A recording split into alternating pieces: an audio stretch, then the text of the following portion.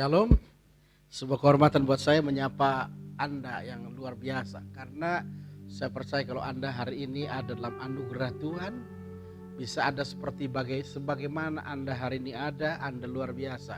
Kenapa kita menjadi orang yang luar biasa?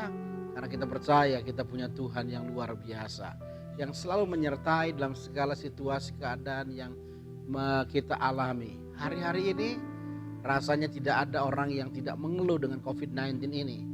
Minimal keluhan ibu-ibu mulai bosan di rumah.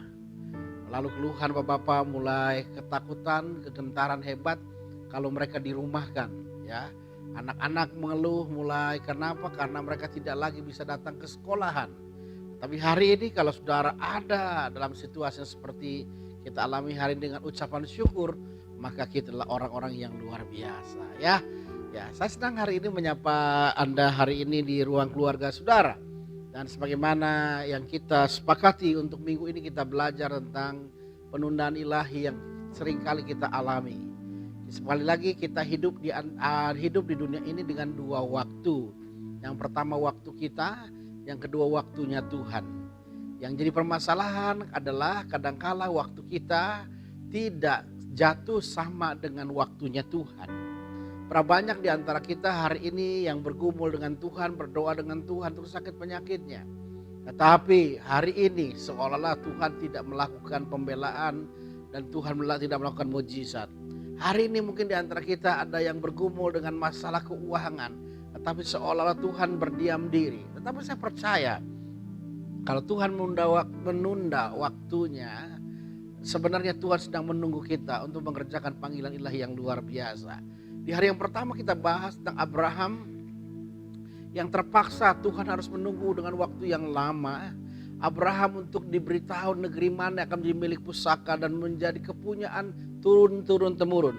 Sejak kapan? Apa yang Tuhan tunggu? Yaitu Abraham berserah total kepada Allah, tidak menggantungkan pengharapannya kepada ponakannya Lot. Maka setelah Abraham berpisah dengan Lot, baru Tuhan menyatakan di mana negeri akan menjadi milik pusakanya. Artinya Tuhan memproses Abraham dengan harapan Abraham tidak menjadi protes. Tuhan memproses Abraham dengan harapan Abraham berserah bertotal kepada Tuhan, berserah tanpa berkeluh kesah. Ya, yang kedua kemarin kita bahas juga tentang Abraham. Abraham menantikan anak dalam perkawinan yang mungkin lebih daripada 60 tahun. Dia menantikan janji Tuhan yang akan berjanji akan memberikan keturunan dan menjadikan dia bangsa yang besar 25 tahun. Tetapi Abraham baru mengalami janji Tuhan. Tuhan memperhatikan Sarah dan mengandunglah Sarah dan melahirkan Ishak bagi Abraham pada masa tuanya. Kenapa? Karena yang kedua, Tuhan memproses Abraham untuk melepaskan hak yang paling sulit dilepaskan, yaitu hak untuk marah. Saya bicara begini saudaraku, hak untuk melepaskan hak dalam hidup orang percaya itu menjadi satu keharusan dan kewajiban buat kita. Makanya kita mengajarkan kita harus memikul salib, menyangkal diri setiap waktu. Saudara melepaskan hak atas keuangan saudara. Misalnya beberapa orang yang memberi pinjaman dan melepaskannya, itu melepaskan keuangan. Ada orang yang mampu melepaskan hak atas keuangan mereka. Makanya mereka adalah pemberi-pemberi yang radikal dengan Tuhan. Persepuluhan adalah simbolisasi kita melepaskan hak atas apa yang kita miliki hari ini. Melepaskan hak untuk apa? Untuk mendapatkan penghargaan dan penghormatan. Itu banyak dikerjakan hamba-hamba Tuhan. Sekalipun mereka melakukan banyak hal yang hebat dan luar biasa, seringkali mereka menyembunyikan namanya. Tapi satu hak yang paling sulit dilepaskan adalah hak untuk marah. Saudara bisa bayangkan, hampir semua orang bisa terpicu untuk menjadi marah. Dan yang menariknya adalah semua kemarahan kita kemas dengan alasan yang reasonable, dengan alasan yang masuk akal, dengan pembenaran yang bisa kita benarkan. Ya, tidak pernah ada orang yang marah artinya sekonyong-konyong tiba-tiba tanpa alasan. Selalu mereka menyediakan alasan. Dan seringkali alasan itu adalah pembenaran. Dan Abraham diproses Tuhan sampai istrinya diambil Abimelek. Artinya dia menjadi marah karena istrinya diperlakukan seperti itu. Tapi apa yang terjadi? Satu saat Abimelek harus datang kepada Abraham menyerahkan istrinya dan meminta doa kepada Abraham, dan Abraham mendoakan Abimelek. Maka apa yang terjadi? Istri Abimelek bersama dengan gundik-gundiknya melahirkan anak. Padahal sebelumnya mandul. Kenapa? Karena doa Abraham. Saya percaya doa Abraham adalah doa yang penuh dengan kuasa. Karena yang pertama, dia mampu mengampuni Abimelek. Sebab kalau doanya penuh dengan kepahitan, Tuhan tidak akan jawab doanya Abraham. Dan ketika dia mendoakan Abimelek dengan hati yang tulus, dan Abimelek istri dan gundik-gundiknya melahirkan anak, maka upahnya Allah mengingat memperhatikan Sarah istrinya. Yang ketiga, kemarin kita bahas juga tentang iman, tentang penundaan Tuhan. Saya bilang begini, kalau Tuhan menunda pertolongan kepada kita, itu kemungkinan yang ketiga adalah Tuhan sedang mencari iman yang benar, bukan iman yang besar. Ketika Nebukadnezar mengumumkan bahwa siapa saja yang mendengarkan suara seruling, bendang dan kecapi dibunyi-bunyikan, maka saat itulah semua orang harus tunduk sujud menyembah kepada patung yang didirikan oleh Nebukadnezar. Saya percaya proses sampai Sadrak, Mesak dan Abednego masuk ke tempat dapur perapian menyala-nyala itu mungkin berbulan-bulan. Sosialisasinya mungkin perlu waktu yang bertahun-tahun. Maka semenjak diawali sosialisasikan bahwa tidak setiap orang yang mendengar suara gerincing, suara serdam, suara kecapi, suara gambus berbunyi dan mereka harus menyembah kepada patung yang didirikan oleh Nebukadnezar. Itu berbulan-bulan sebelum peristiwa itu. Saya percaya Sadrak, Mesak dan Abednego berdoa. Dia meminta hikmat daripada Tuhan. Mereka meminta pertolongan kepada Allah. Sebab kalau mereka tidak menyembah kepada patung emas itu, maka taruhannya adalah nyawanya. Dan apa yang terjadi? Tuhan tidak memberikan pertolongan ketika Sadrak, Mesak dan Abednego berdoa. Tuhan tidak memberikan pertolongan ketika sosialisasi itu mulai dikerjakan oleh Nebukadnezar. Bahkan Tuhan tidak menolong ketika kesempatan terakhir diajukan kepada Nebukadnezar. Maukah engkau menyembah patung yang aku dirikan? Tapi Sadrak, Mesak berkata, kesempatan terakhir. Kalau Allah yang kami puja sanggup melepaskan kami, Ia akan melepaskan kami dari perapian menyala-nyala ini. Tetapi jikalau tidak, dia berkata, tidak perlu Tuhan kutanya, kami tetap tidak akan menyembah patung emas yang Tuhan dirikan itu. Dan apa yang terjadi? Dia harus masuk ke dapur perapian yang menyala-nyala, yang dipanaskan 7 kali lipat dari api biasa. Bahkan yang menghantar mereka ke tempat dapur perapian menyala itu, tentara itu mati karena panasnya. Tetapi Tuhan menolong persis ketika mereka ada di dapur perapian yang menyala-nyala. Kenapa tidak waktu sosialisasi? Kenapa ketika mereka berdoa? Kenapa Tuhan tolong sampai titik di mana mereka masuk ke dapur perapian menyala-nyala? Ini menurut kacamata kita sebagai manusia, Allah menunda sampai titik yang terakhir. Karena apa? Karena ternyata Allah mau mencari iman yang benar, bukan iman yang besar. Kenapa? Karena seringkali kita menggunakan iman kita alat untuk memaksa kehendak kita kepada Tuhan. Banyak hamba Tuhan mengatakan kalau engkau punya iman, klaim apa yang kau minta, apa yang kau mau maka Tuhan beri. Tidak. Tuhan justru mencari orang-orang yang punya iman yang benar. Iman yang benar adalah iman yang bisa berserah total kepada Allah. Sama seperti Yesus ketika di Taman Getsemani. Dia berkata, kalau boleh lakukan cawan daripadaku. Tetapi bukan kehendakku yang terjadi, tetapi kehendakmu yang terjadi. Jadi saya percaya iman yang benar adalah iman yang berdasarkan pada kehendak Allah. Dan bukan pada kehendak dan kemauan diri kita masing-masing. Ya, itu yang ketiga. Nah, hari ini kita masuk ke sesi yang keempat tentang penundaan ilahi hari ini. Ya, kita akan baca Alkitab kita dalam 1 Raja-Raja 17. Mulai ayat yang ke-7 sampai ayat yang ke-16. Perhatikan. 1 Raja-Raja pasal 17 ayat 7 sampai yang ke-16 berkata demikian. Elia dan janda di Sarfat. Tetapi sesudah beberapa waktu sungai itu menjadi kering, sebab hujan tiada turun di negeri itu. Maka datanglah firman Tuhan kepada Elia, bersiaplah pergi ke Sarfat yang termasuk di wilayah Sidon dan diamlah di sana. Ketahuilah aku telah memerintahkan seorang janda untuk memberi engkau makan. Sudah dia bersiaplah lalu pergi ke Sarfat. Setelah sampai ke pintu gerbang kota itu, tampaklah di sana seorang janda sedang mengumpulkan kayu api. Ia berseru kepada perempuan itu, katanya, perhatikan, cobalah ambil bagiku sedikit air dalam kendi supaya aku minum. Ketika perempuan itu pergi mengambilnya, ia berseru lagi, cobalah ambil juga bagiku sepotong roti. Perempuan itu menjawab, demi Tuhan Allahmu yang hidup, sesungguhnya tidak ada roti padaku sedikit pun kecuali segenggam tepung dalam tempayan dan sedikit minyak dalam buli-buli. Dan sekarang aku sedang mengumpulkan 2-3 kayu api.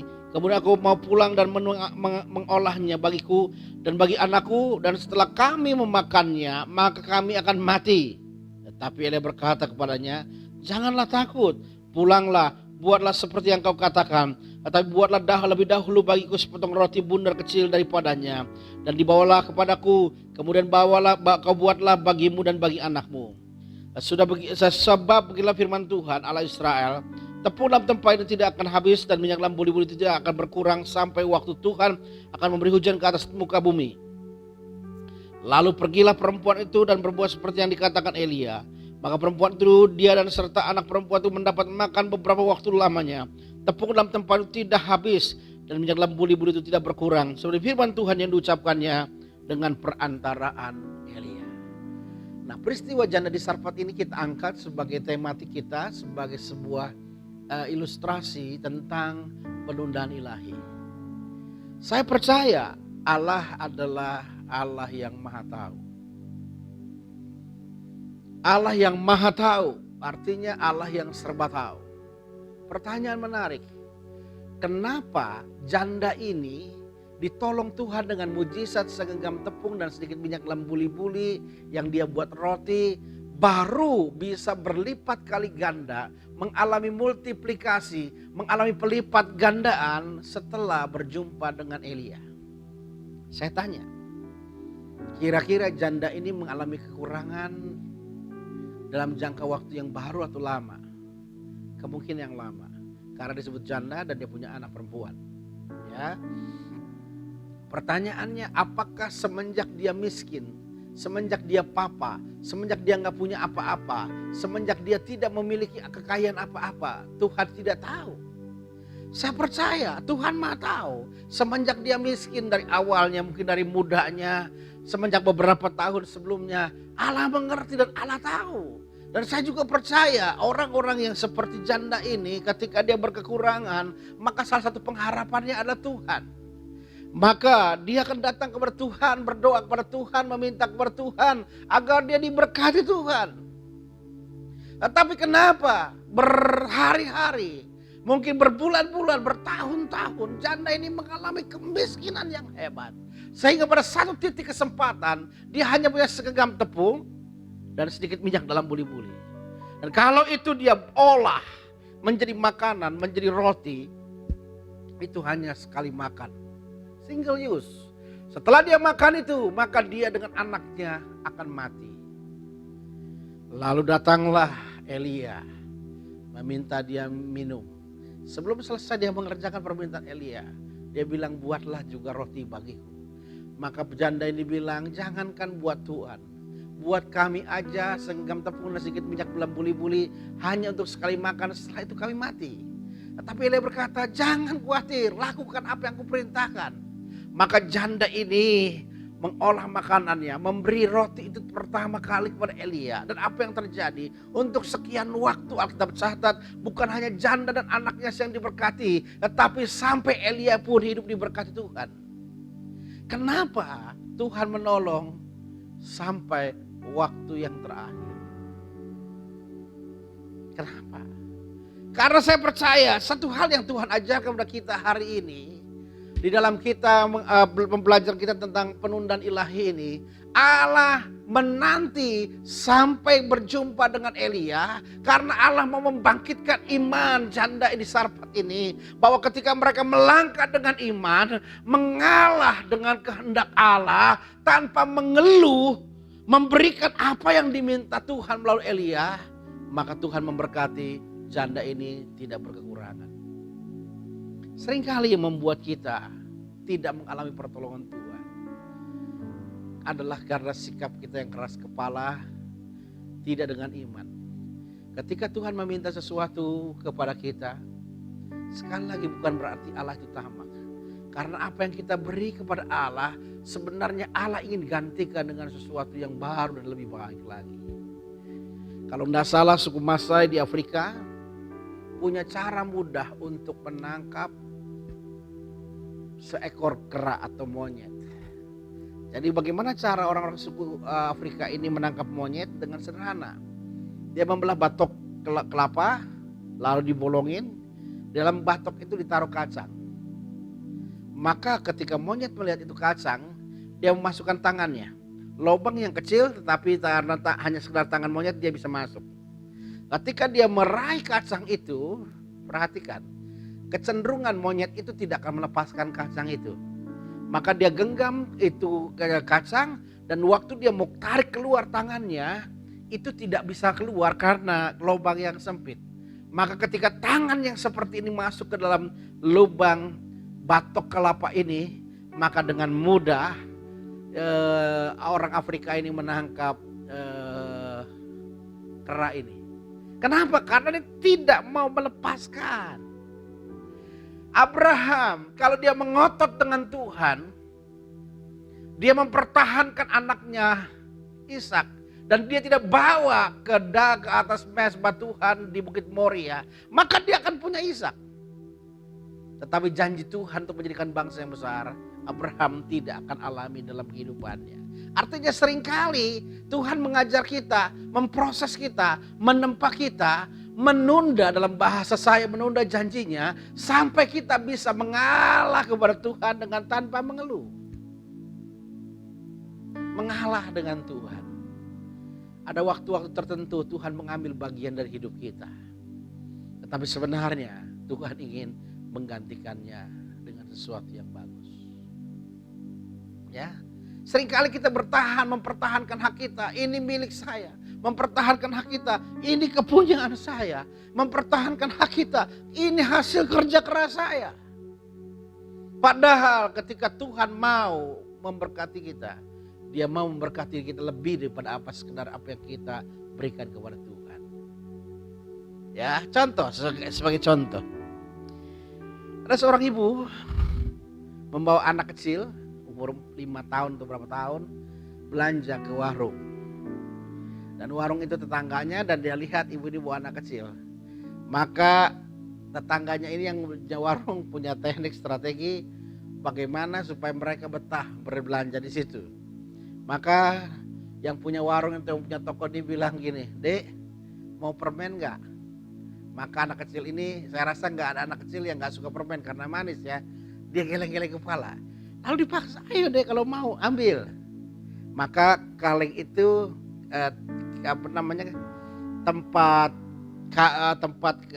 permen itu disodorkan. Anaknya disuruh ngambil dengan tangannya. Dia tetap nggak mau. Dipaksa-paksa dia nggak mau.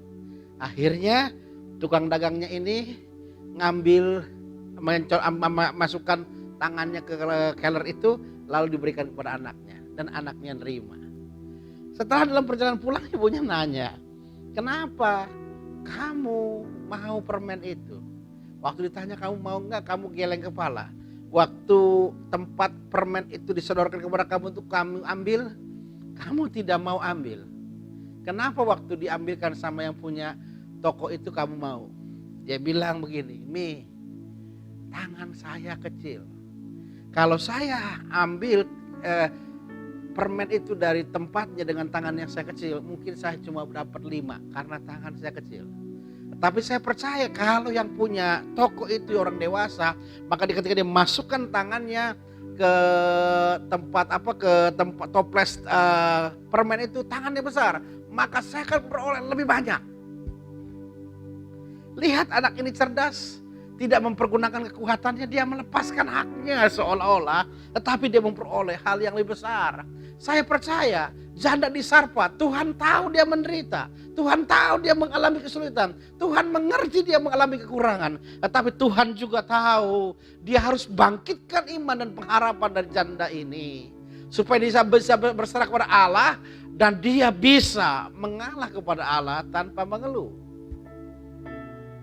Hari ini kekasih-kasih Tuhan, banyak hal dalam kehidupan kita yang sedang Tuhan barter dalam hidup kita. Tuhan mau kita menyerahkan nama baik kita, karena Tuhan akan mengerjakan sesuatu yang lebih hebat. Tuhan mau kita menyerahkan harta kekayaan kita bagi Allah, karena bukan berarti Tuhan tamak, karena Tuhan rindu memberkati kita berkali lipat. Tuhan rindu kita mengalah dengan Tuhan. The Grace of Yielding, bukunya Derek Prince, itu menjadi inspirasi yang hebat. Abraham menyerahkan anaknya kepada Allah, maka dia menerima janji akan keturunannya menjadi bangsa yang besar. Kalau Abraham mempertahankan anaknya, dia mendapatkan Ishak, tetapi mungkin tidak mendapatkan janji Tuhan yang besar bagi keturunan dan bagi anak dan keturunannya. Hari ini saya mau katakan dengan sangat gamblang, kasih Tuhan, penundaan Tuhan seringkali terjadi sampai kita bisa bangkit iman kita untuk mengalah kepada Allah tanpa mengeluh. Janda di Sarfat ini bukan hanya makan satu kali saja setelah dia mati. Berkat Tuhan apa yang terjadi? Dia dipelihara Tuhan sementara waktu, dalam beberapa waktu oleh Tuhan. Dan bukan hanya sekali makan dia dengan anaknya, tetapi dia dipelihara Tuhan bersama dengan Elia. Lihat, sesuatu yang besar sedang Tuhan kerjakan ketika dia meminta kita menyerahkan sesuatu yang kita miliki buat Tuhan. Jadi oleh sebab itu kasih Tuhan hari ini sadarilah, Allah mengasihi kita, Allah peduli terhadap hidup kita, Allah mau mengerjakan sesuatu yang besar di tengah-tengah hidup kita, dan dia mau dimulai dari kerelaan hati kita untuk melepaskan apa yang kita miliki hari ini.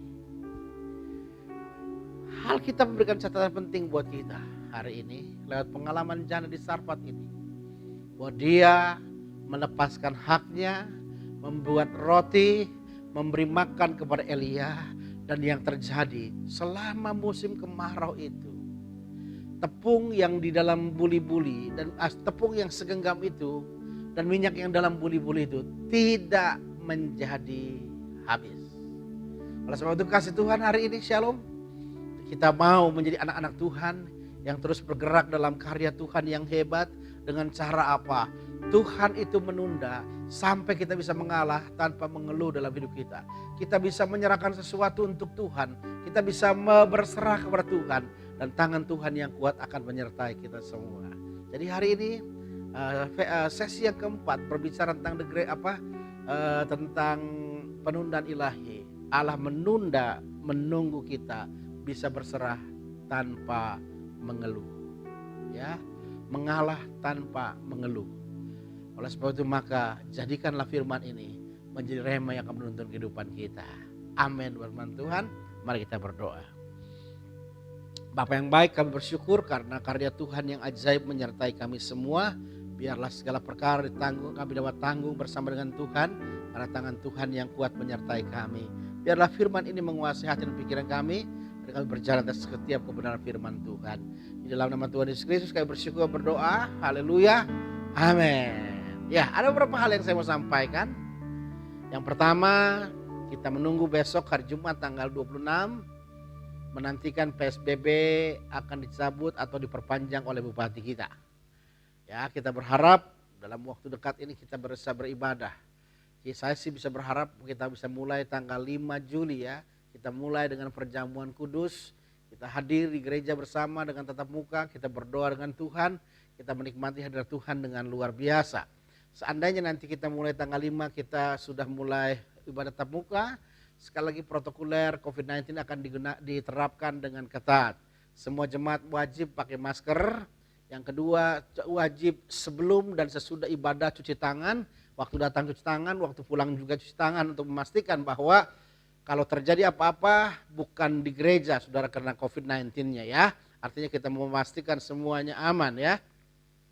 Yang ketiga dilarang bersentuhan dan dilarang ngobrol-ngobrol berkumpul-kumpul di gereja, kita lebih cepat pulang ya.